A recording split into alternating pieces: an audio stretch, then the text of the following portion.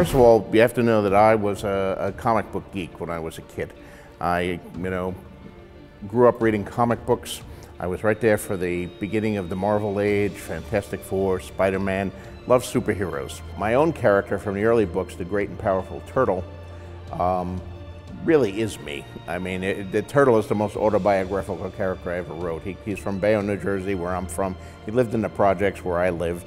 He was kind of a nerdy, slightly overweight kid in school, but the Turtle happened to be an ace with world-class telekinesis, which I unfortunately wasn't. I always wanted to have world-class telekinesis and be able to fly and do amazing things while hidden in an armored shell, but it never actually passed that way. But in my imagination, as Thomas Tudbury, the Great and Powerful Turtle, I achieved all of that. To me, the ACES really need to have an exceptional power that profoundly changes their lives. I'm sure everybody else says this, is Croyd.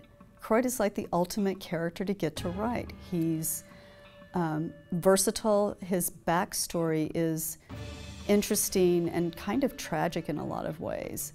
And you can take him anywhere you want to take him, and it's only really limited by your own imagination. And he's got a rich history within the universe. I've been back and forth.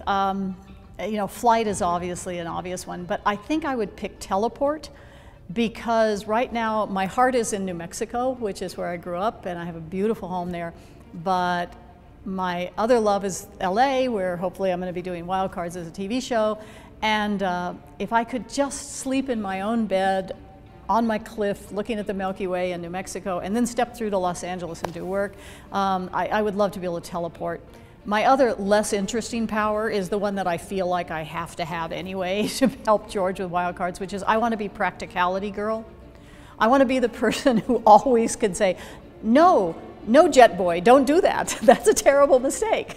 Somebody who can actually look all at the paths and go, oh no, that wouldn't work. I think we ought to do this, and can always sort of make the right decision. Of course, that wouldn't make for very good drama because we have to have people screw up constantly in order to make stories interesting. But sometimes in life, don't you all wish you could say, okay, if I do that, this will happen, that will be bad. I will do this. And so that would be my fantasy power in some ways.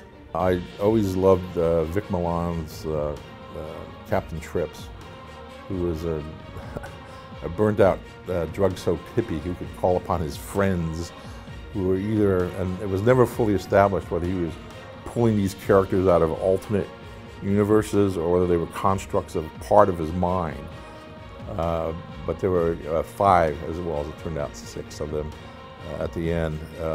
So it was a very complex, and they were all different. They all had different personalities, different powers, all that. So it was a great job Vic did of putting that character together.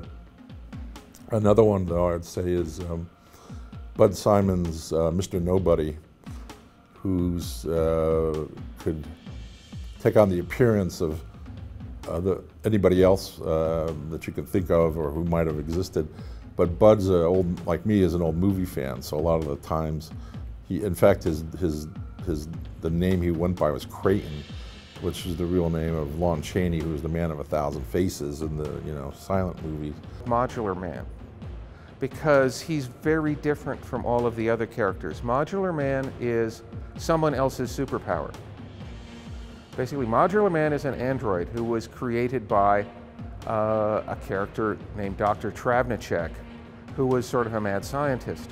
Now, Dr. Travnicek is the one who has the wildcard power, and his power is to create superpowered androids. And so Modular Man is he's essentially his creator's pawn, insofar as he has to obey his creator in all things. He's a kind of innocent, because he's a brand new person, although he's in a super powerful android body. So he kind of looks at the wild card universe with a very fresh perspective.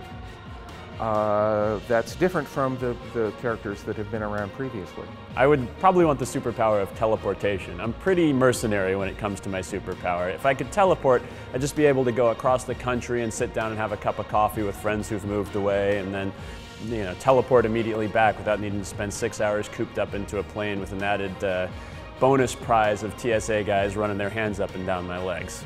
I would love to write about Dr. Tachyon, Croyd Crenson, the turtle, kind of the characters that I loved way back at the beginning of the series when I was in high school and reading the books. I think I would like to fly like Peregrine, except I'm a little bit afraid of heights, so maybe I wouldn't like to fly.